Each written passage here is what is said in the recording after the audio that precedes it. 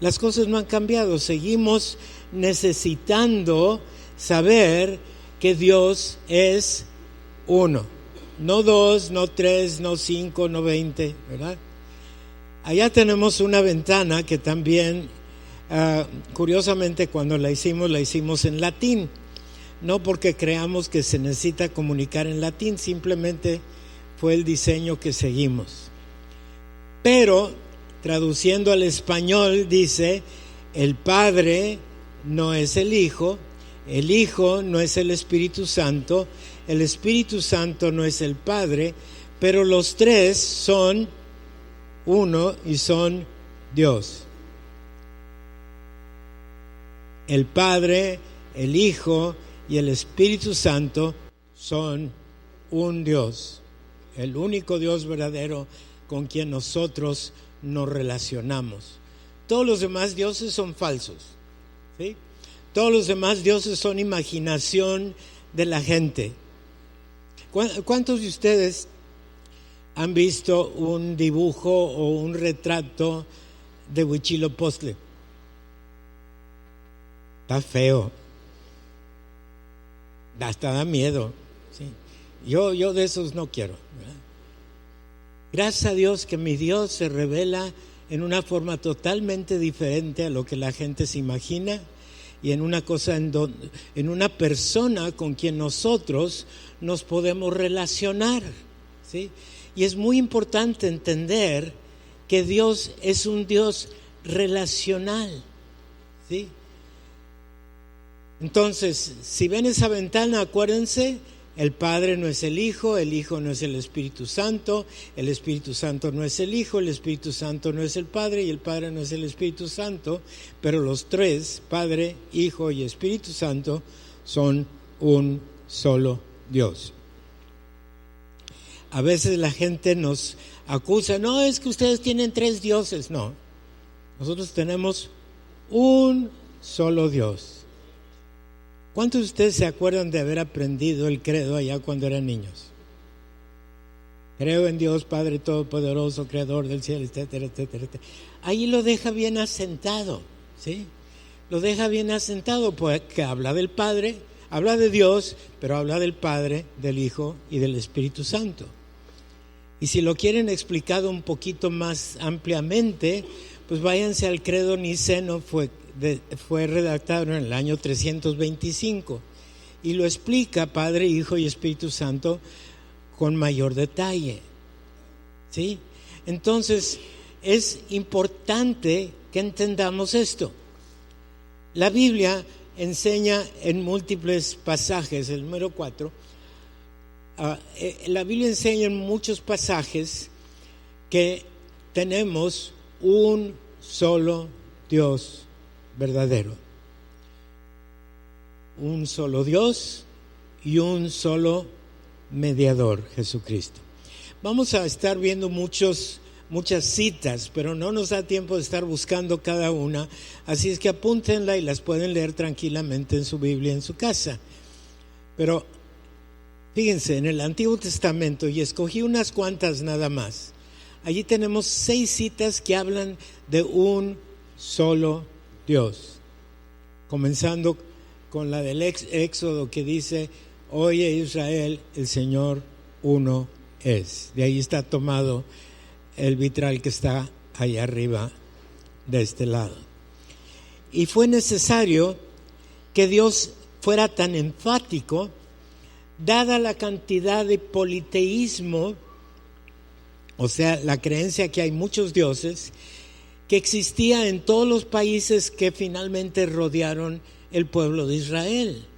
Tenían a Moloch, tenían a tenían al otro, y más cuando fueron cautivos a Babilonia, pues no se diga, ahí se toparon con muchas deidades, y tristemente muchos de los de Israel cayeron en idolatría,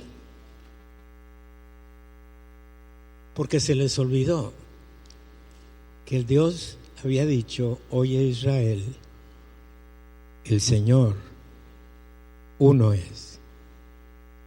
Entonces, que no se nos olvide a nosotros. Ahora, en el Nuevo Testamento el que sigue, también tenemos muchas citas que hablan de lo que nosotros conocemos como la Trinidad, ¿sí?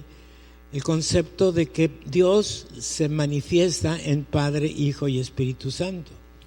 Y muchos piensan que cuando Dios encarnó en Jesús, que entonces ya hubo dos dioses.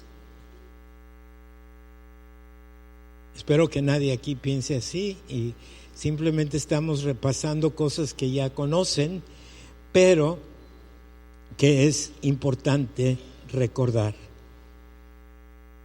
¿Sí? Jesús es Dios. Di conmigo, Jesús es Dios. Cuando Dios encarnó en Jesús, Dios no dejó de ser menos Dios de lo que es, porque Dios es eterno y es inmutable, no cambia, no se transforma. Simplemente decidió encarnar en Jesús porque era necesario para el desarrollo de su plan. El desarrollo de un plan que había formado Él, como nos dice en Efesios y en otros pasajes como en Primera de Pedro, que ese plan lo estableció Dios desde antes de la fundación del mundo. Así es que el concepto de Jesús, el concepto del Cordero que iba a venir a ser sacrificado, no fue un accidente, no fue que a Dios se le ocurrió de repente, vamos a ahora tratar de otra manera. No, era una cosa ideada y establecida y definida por Dios desde un principio. Desde antes de la creación ya estaba determinado.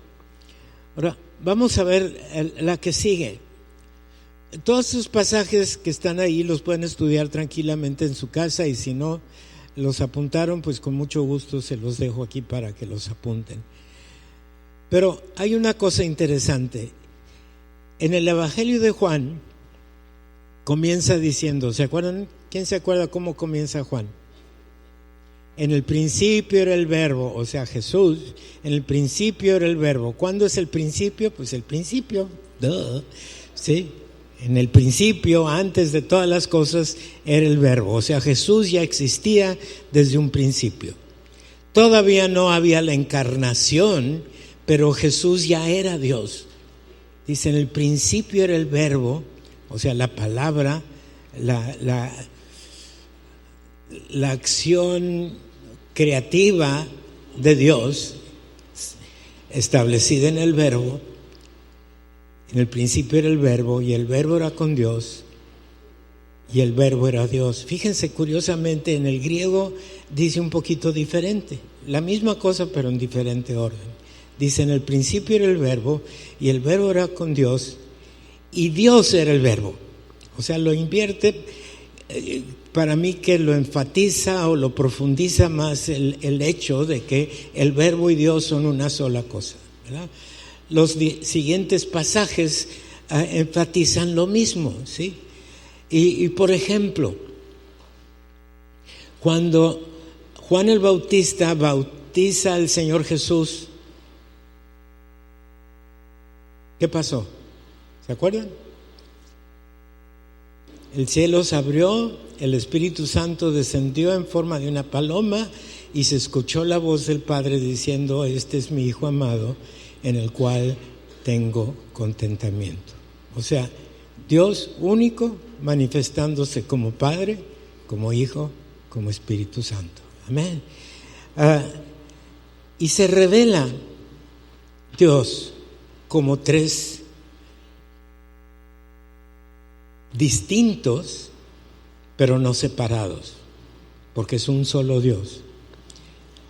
Para nosotros como seres humanos, que dependemos mucho de lo físico, ¿sí?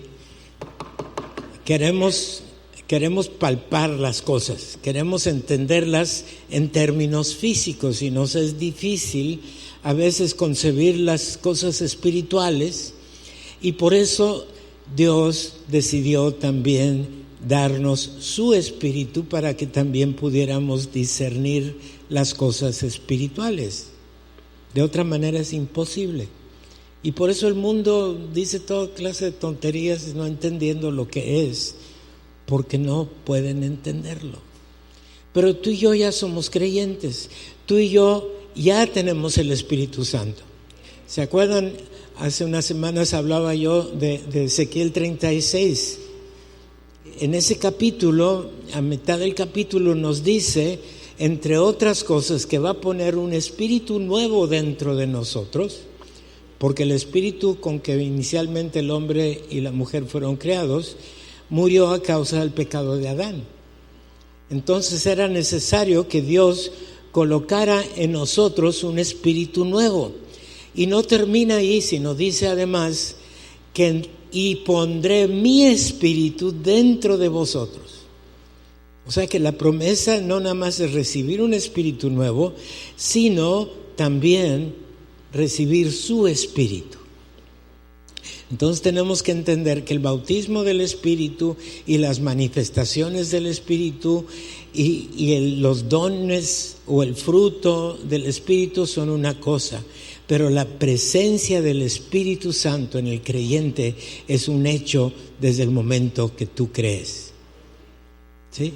¿Saben cómo? Lo sé. Porque el Señor Jesús le dijo a sus discípulos, mi Padre y yo vamos a venir a hacer morada en ustedes. ¿Cómo? En la presencia de su Espíritu, un solo Dios, viviendo en ti. ¿Cómo Dios lo hace para meterse en ti y en mí? Pues por eso es Dios. Él sabrá cómo se las agencia. Pero la promesa y la palabra es cierta. Él viene a hacer morada en el creyente. No tienes que pedírselo, no te tienes que golpear la espalda ni hacer peregrinaciones, porque en el momento que crees, Él cumple su palabra. Porque Dios es fiel y si prometió, lo cumple. ¿Lo creemos? Denle un aplauso al Señor.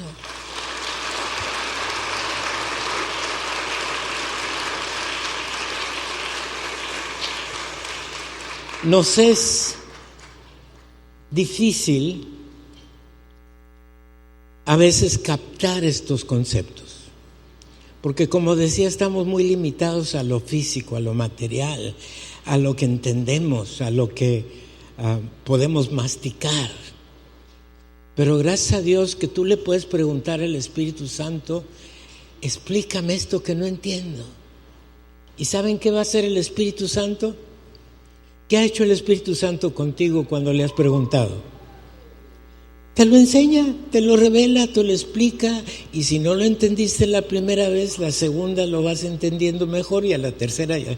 Mira, yo perdí la cuenta de cuántas veces ha lidiado el Espíritu Santo conmigo. ¿Sí? Este año cumplo 79 años, el año que entra ya 80, y sigo aprendiendo.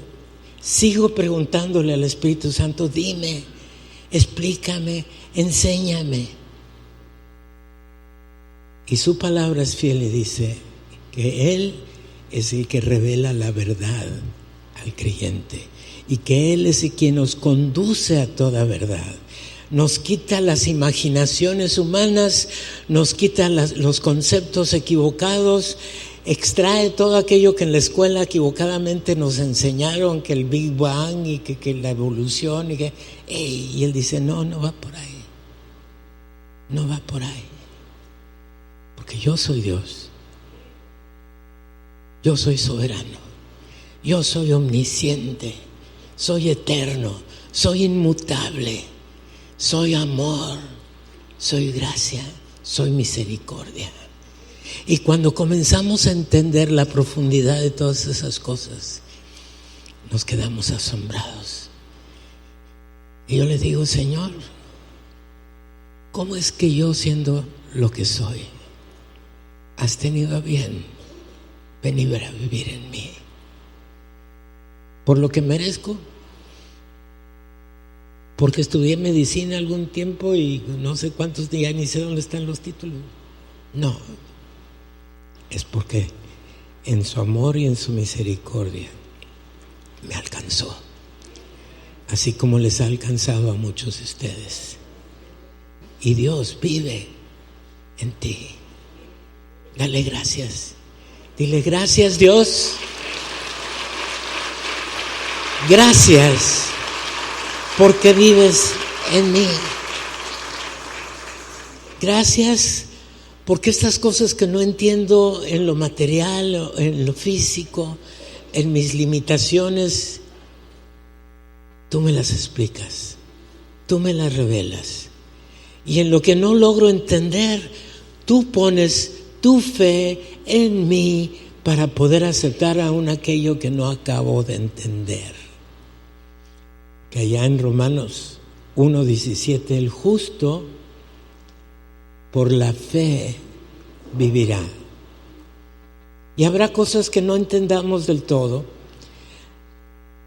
Habrá cosas que no podemos poner en palabras, pero el Señor nos va enseñando, nos va revelando, nos va explicando.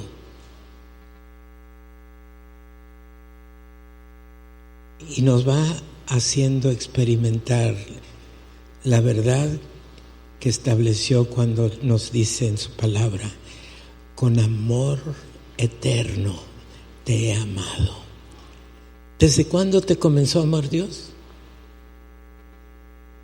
Desde antes de la fundación del mundo, porque ya sabía que tú hoy, 4 de septiembre, a la 1 de la tarde, ibas a estar sentado aquí en la Iglesia Evangélica San Pablo, escuchando su palabra y dando gracias y adoración a tu Dios.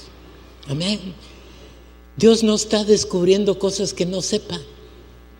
Nosotros sí tenemos esa limitación, pero Él ya sabe todo desde antes.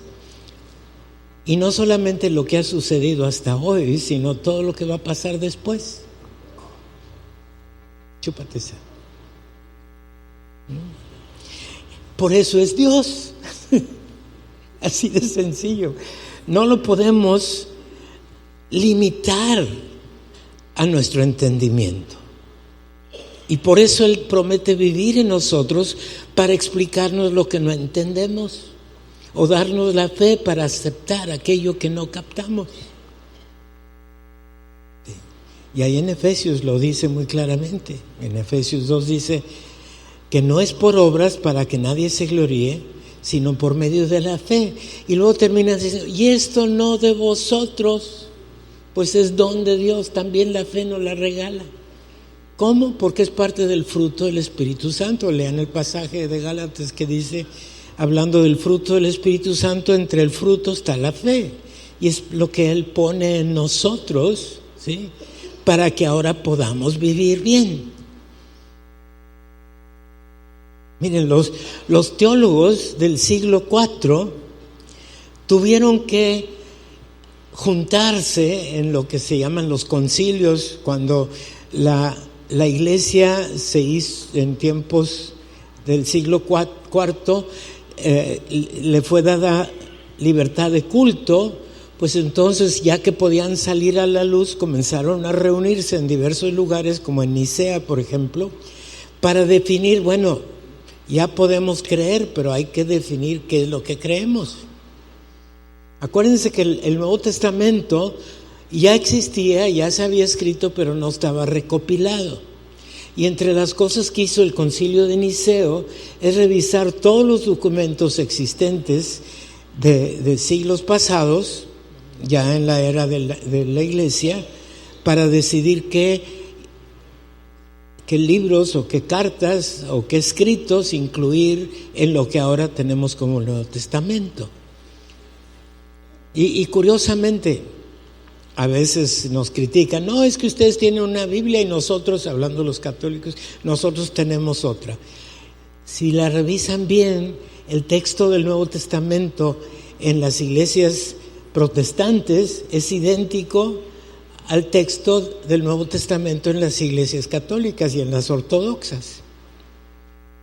Porque el Concilio de Nicea en el 325 al 350 tuvieron a tiempo revisar todos los libros y decir este sí, este sí, este sí, pero este no y este no. Así es que cuando alguien venga y les diga, no, es que descubrimos un nuevo evangelio, el evangelio de San Judas, pues en primer lugar ya lo habían visto los del Concilio de Nicea hace 1600 años y no están descubriendo nada nuevo, simplemente el enemigo quiere confundir al mundo sacando lo que ya se había descartado a la luz. Pero tú tienes tu Biblia en tu mano y ahora se estila que la tengamos hasta en estas cosas. Nada más asegúrate que sea la versión autorizada, ¿sí? Porque luego las cambian y las modifican y demás, pero la que quedó autorizada desde Casiodoro de Reina y Cipriano de Valera ya hace muchísimos años, es la que sigue vigente para nosotros. Amén. El vocabulario a veces se moderniza, pero el contenido sigue siendo el mismo, ¿sí? Entonces no vamos a descubrir hilos negros. Lo que dice nuestra Biblia es lo que es. Y aquellos hombres del siglo IV fueron los que acabaron ideando el término Trinidad. Y coincido, el término en sí, la palabra, no existe en el texto bíblico. Pero el concepto de un Dios trino, distinto el Padre al Hijo y al Espíritu Santo, pero no separados uno del otro, sigue siendo un solo Dios. A ese le pusieron por nombre Trinidad. Y es lo que está en los credos, y es lo que está en el concepto de la doctrina básica. Pero el concepto de la Trinidad está en la Biblia, ¿sí? ¿Cuántos han leído el primer capítulo de Génesis? Entre unas cosas dice que el Espíritu de Dios, ¿qué? O sea, ya menciona al Espíritu, ¿sí? Y no se diga en el Nuevo Testamento. Ya mencionaba cuando Juan el Bautista bautizó al Señor Jesús, ahí estaban los tres. Un solo Dios manifestándose en un solo Dios verdadero, ¿sí?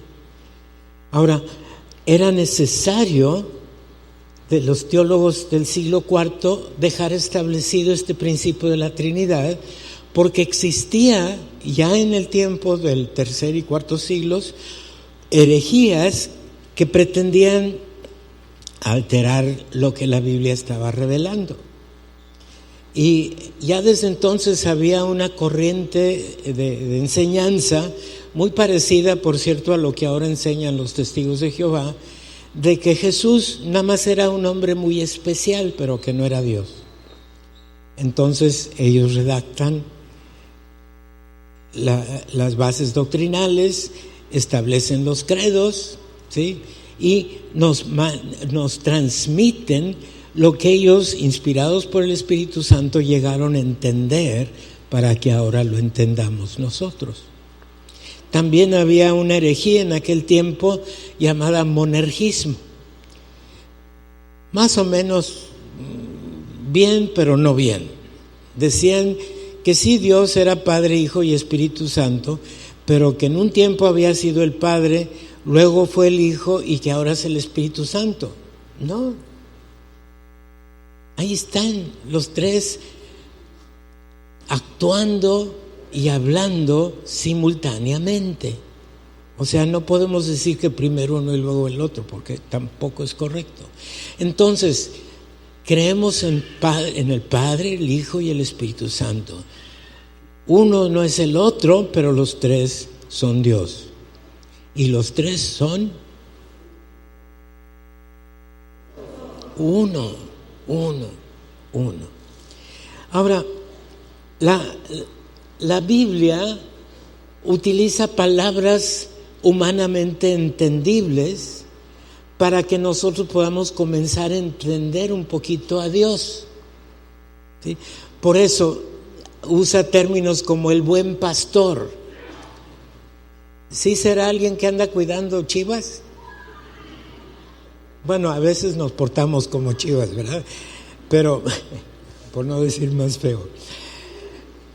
Pero cuando dice que es buen pastor, simplemente está hablando de su bondad, de su misericordia, de su protección, de su provisión, de su cuidado. No es que ande con el báculo por ahí viendo a ver quién se porta mal para darle un garrotazo en la cabeza. No va por ahí, ¿verdad? Y habla de un padre amante. ¿Por qué distingue no nada más padre, sino padre amante? Porque humanamente a veces tenemos padres o nos encontramos con padres que no son nada padres, ¿verdad? Pero Él es un padre amante. ¿Por qué? Porque nos creó, nos ama, nos perdona, nos cuida, o sea, como un padre verdaderamente amante. Y luego también habla de Dios como la roca fuerte. ¿Será una piedra? ¿Será una roca?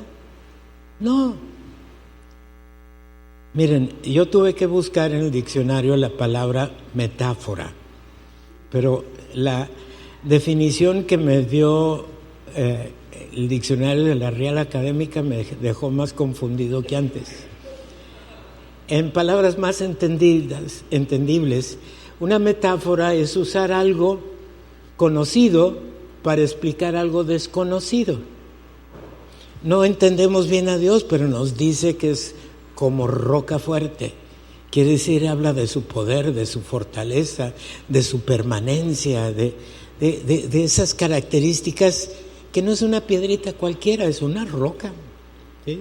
Una roca y fuerte. Habla de Dios como nuestro redentor. Bueno, en efecto, Él pagó el precio por nosotros, redime lo que estaba empeñado y nos da libertad. Pero son palabras que explican lo que Él hace, no tanto lo que Él es. Habla de Dios como un defensor, habla de Dios como un refugio y un refugio eterno. Si leemos los salmos, están llenos de metáforas, ¿sí? De esas palabras que usa el salmista o los salmistas para explicarnos a Dios en términos que nosotros podamos entender mejor, pero no entenderlos, ¿sí?, literalmente. Por ejemplo, en Jeremías 32:21 dice que Dios se va a levantar con brazo fuerte y con mano alzada.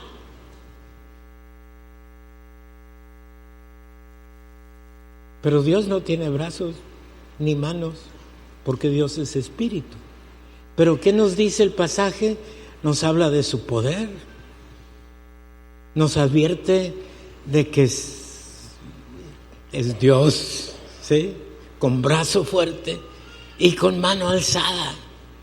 Pero ahí dice que es para destruir a los enemigos, porque a ti te ama con amor eterno, a ti te consuela, a ti te acaricia, a ti te dice.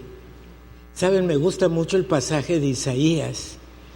Allá en el último capítulo de Isaías dice que nos podemos subir al regazo de Dios para ser mimados.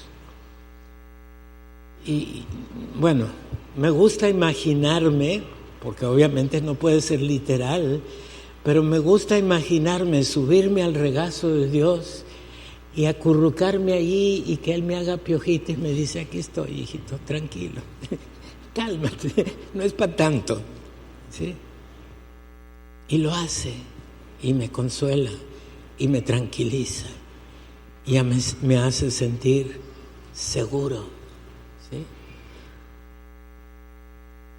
Y en Romanos, en el capítulo 1, del 22 al 23, nos advierte que no entendamos las cosas como se describen en términos físicos para imaginarnos o adorar a Dios en términos físicos, ¿sí? Y ahí nos advierte: no se pongan a tratar de concebir a Dios o de representar a Dios Me choca mucho, por ejemplo, cuando veo pinturas que hablan de Dios el Padre y le ponen como viejito. No, para nada.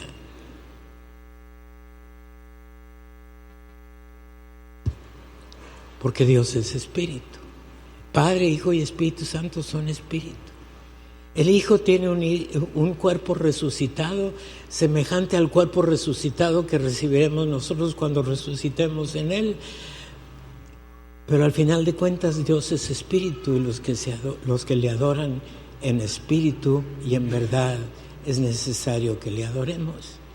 Entonces, no nos vayamos por la metáfora y querramos definir a Dios en términos materiales o humanos. ¿Sí? Simplemente aceptemos por fe que Él es Dios, que es uno y que se relaciona con nosotros y que prometió venir a vivir en el creyente, y cada creyente, Dios está en él. Y tú estás en él. ¿Sí? Les recomiendo que busquen en sus concordancias todos los versículos que hablan de estar en Cristo. Son muchísimos, no podemos tomar tiempo ahorita para revisarlos, pero pueden buscar todos los que dicen en Cristo y verán qué riqueza de información van a recibir al estar leyendo esos pasajes. Y concluimos entonces que es Dios todopoderoso, creador del cielo y de la tierra, pero al mismo tiempo no es un Dios distante o inalcanzable, sino un Dios que se relaciona personal e íntimamente contigo. Un Dios que a donde tú vayas, ahí está. En el momento que tú lo necesites, te escucha. En el momento que surja un peligro, Él te protege. Y si tienes una necesidad verdadera, Él la provee, porque además es nuestro proveedor. Qué extraordinario Dios tenemos, y qué bueno es poderlo comenzar a entender en todo lo que es, hasta donde podamos entenderlo. Amén. Cierra tus ojos. Dile: Dios, no acabo de entender, pero qué bueno que entiendo hasta donde me has explicado, y que el resto lo puedo recibir por medio de la fe. La fe que tú me das. Amén. Y gracias. Dale un aplauso al Señor.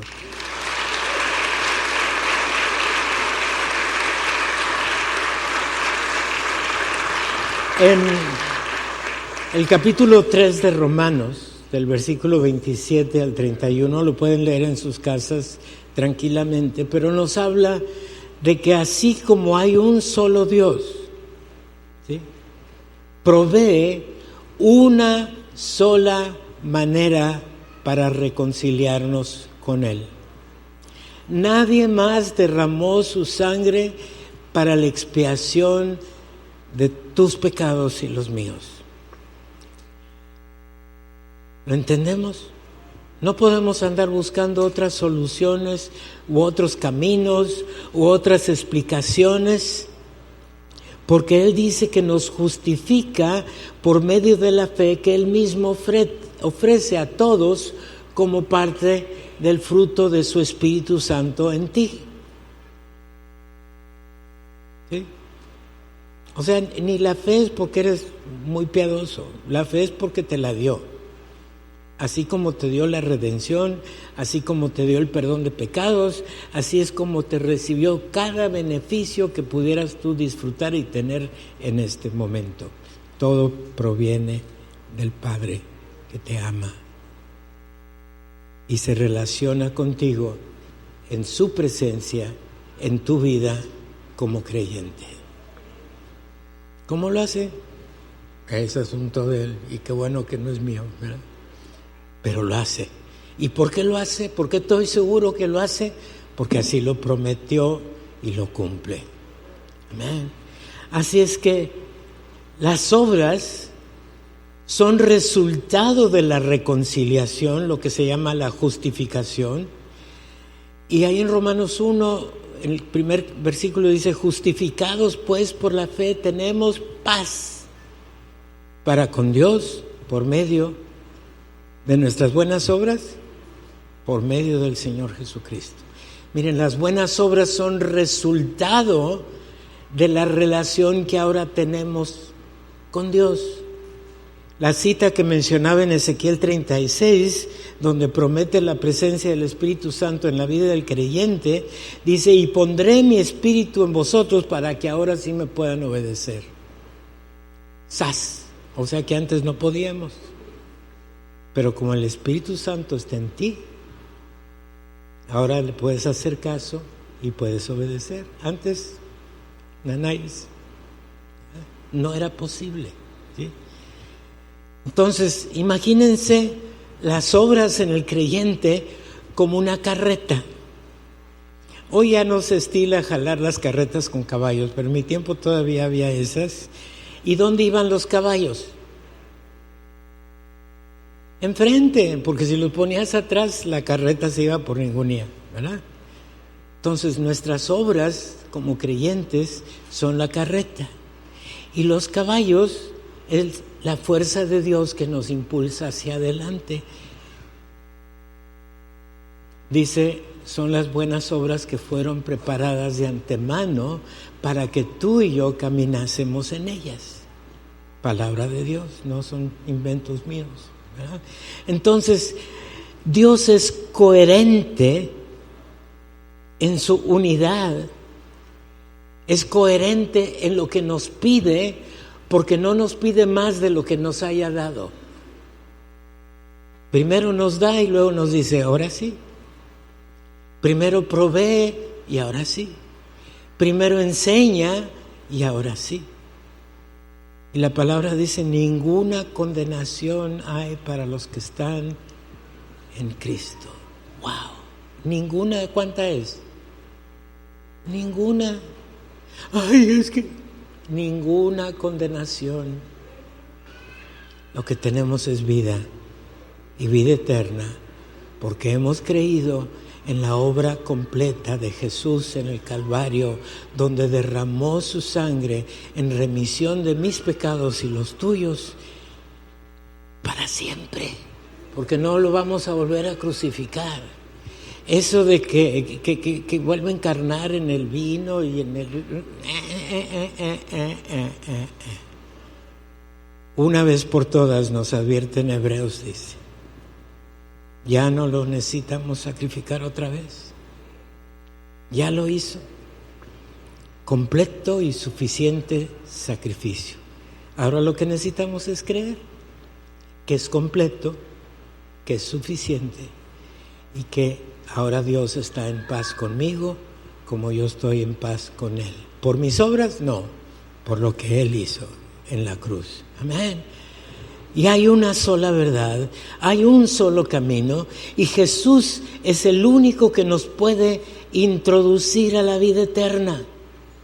Jesús es el único medio de reconciliación. Dice él mismo, nadie viene al Padre si no es por mí. Él. Porque Él es el único que murió en la cruz. Él es el único que derramó su sangre. Él es el único suficiente sacrificio para mi reconciliación con Dios.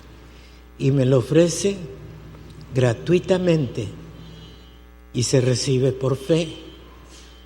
Y por eso ahí en Romanos 1:17, ya lo mencionaba, el justo, o sea, el que ha sido justificado, vive por fe. Y no es algo que inventó Pablo cuando escribió Romanos, es algo que ya en Habacuc lo decían desde antes. ¿Por qué? Porque nuestra confianza está puesta en el hecho de que Dios es coherente, de que ha provisto un solo camino para nosotros, que Él pagó el precio y sabemos que Dios es uno, eterno, inmutable, amoroso, misericordioso, todo lo que podemos aprender de sus atributos. Amén. Así es que sigan estudiando su palabra, porque ahí ya van a encontrar lo que dice la siguiente pantalla. Dios uno es. Toda la palabra lo confirma. Todo lo que leemos ahí no nos lleva a lo que nos dice la gente, porque vivimos en una sociedad y cultura pluralística. Ellos sugieren que hay otros medios. Ellos sugieren que lo que nosotros creemos y ¿por qué son tan pretenciosos y arrogantes? Pues miren, yo presumo de que soy hijo del único Dios verdadero y gánenme eso. Claro que no vamos a andar diciendo eso en público, ¿verdad? Pero es la fe que nos sostiene. Y nos tildarán de arrogantes. No, ¿a poco nada más hay un camino? Pues sí. Y si tú quieres inventar otro, pues te atienes a tus invenciones, ¿no es cierto? Y la sociedad que nos rodea es soberbia, orgullosa. ¿Y por qué me voy a someter a Dios? Pues más vale que te sometas, porque si no vas a sufrir las consecuencias. Más vale que aceptes lo que Dios te ofrece gratuitamente, porque nada más hay dos sopas de donde escoger. O aceptas lo gratuito o te encomiendas al otro. ¿Sí? Y quieren vivir en una forma autónoma, despreciando la verdad. Ay, ¿a poco todo lo que dice la Biblia es cierto? Pues sí, es cierto. Si miren cuántas gentes le escribieron y a ver cuántas veces le inventaron. Pero si ahí dice que toda escritura fue inspirada por Dios, quien finalmente es el autor de la Biblia es Dios, así es que argumenten con Él, si no les gusta. ¿Verdad? Y nos tildan de arrogantes y se burlan de nosotros porque creemos en Dios, porque creemos en Jesús, o creen a medias, ¿sí? Hay mucha gente, hasta dice la palabra, que hasta los demonios creen en Dios y tiemblan, pero no creen en lo que Dios revela como la esencia de nuestra relación o restauración de nuestra relación con Él. Porque la salvación descansa sobre una sola cosa, sobre una sola persona, y se llama Jesús. No hay otro nombre dado a los hombres en el cual podamos ser salvos. ¿Qué parte de eso no entendemos? No es que seamos orgullosos o arrogantes, es que conocemos la verdad y la verdad nos hace libres, ¿sí? Y era necesario que Dios encarnara en Jesús, porque Dios es espíritu y el hombre no podía relacionarse porque su espíritu estaba muerto a causa del pecado de Adán. Entonces tenía que venir Jesús a encarnar, a revelar al Padre, a revelar el amor del Padre, a revelar el camino para la salvación y la restauración y la reconciliación con Dios. Y además que era necesario que Él adoptara temporalmente un cuerpo humano, el cual pudiera derramar sangre. Porque el principio establecido desde un principio era que sin derramamiento de sangre no hay remisión de pecado. Dios, siendo espíritu, no podía derramar sangre, pero encarna en su Hijo. Y el amor de Dios se manifiesta en haber hecho eso para que tú y yo hoy pudiéramos estar aquí reconciliados con Dios por medio de Jesús y haber recibido el perdón por medio de su sangre derramada en la cruz del Calvario. Amén. Porque no hay otra. Entregó su vida por amor a nosotros. Lean el pasaje de Filipenses, el capítulo 2, del 5 al 11. Ahí dice todo el proceso de cómo Dios encarna en el Hijo. seguía siendo Dios, pero era Dios revelándose como hijo a la humanidad para dar a conocer al Padre. Y luego irse ya resucitado para poder enviar a su Espíritu Santo a que viniera a estar en los creyentes y en la iglesia. Y ya citaba el pasaje de Efesios 2, donde dice que no es por obras para que nadie se gloríe. Y saben, aquí en la Iglesia Evangélica San Pablo sostenemos los principios de fe que ya desde la Reforma del siglo XVI quedaron establecidos. ¿Sí? Tenemos una sola fe. No fe en lo que se te antoje. Es fe en lo que Dios ha revelado. Tenemos una sola Biblia, una sola palabra de Dios, la cual es inspirada por Él y dada para que nosotros podamos tener algo en donde continuamente podamos hacer referencia de lo que creemos y de lo que somos. Y recibimos esto por una sola gracia, ese regalo no merecido, para que por la misericordia de Dios no recibiésemos lo que sí merecíamos. ¿Sí? La gracia, como dice su nombre, es gratuita a nosotros, pero a Jesús le costó su vida, le costó su sangre. Amén.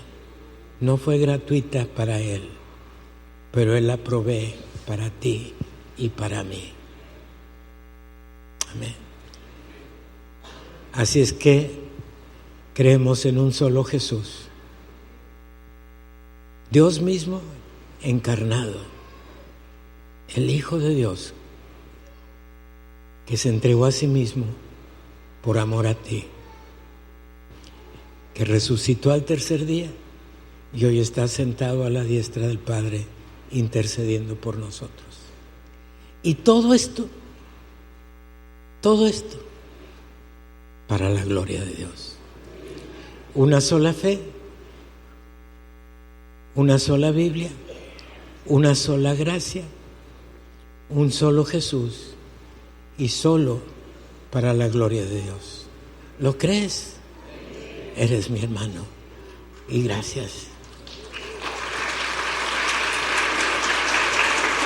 Porque hay un solo camino y hay un solo Dios. Amén. Y si tú estás aquí y te estás preguntando, bueno, ¿y ese Señor de qué está hablando? Y no lo he explicado lo suficiente, pues pregúntale al pastor Enrique, él te lo podrá explicar detenidamente con todos los detalles. Porque para recibir todo este beneficio necesitas entrar por medio de la fe que Dios mismo te concede. Que Dios los bendiga.